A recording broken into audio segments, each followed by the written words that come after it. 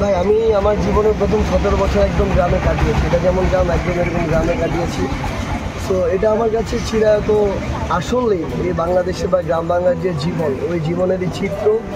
এবং এটাই হচ্ছে মানে এখানে ফেক কিছু নেই, এটাই রিয়েল অ্যাকচুয়ালি তাদের অনুভূতি, কথাবার্তা এনে এভরিথিং।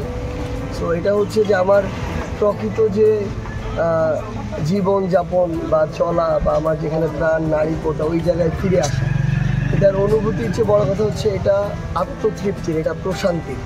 এবং এর চেয়ে প্রশান্তির কোনো জায়গা আসলে হতে পারে না। সো এখানে যদি আমরা সবসময় মানুষের সাথে থাকতে পারি এটাই ভালো লাগবে আর কি।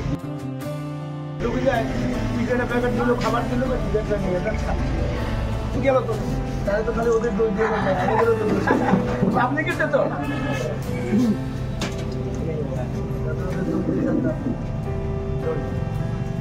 আমরা নিজের সুবিধার জন্য আমরা ডিজাইন করছি যাতে আমরা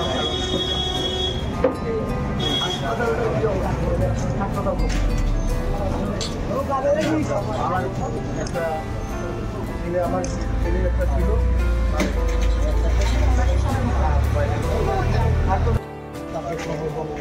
মানুষের সঙ্গে কিন্তু যাচ্ছেন বাংলাদেশ সমর্থন কর্মসূচি হাতিবান্ধা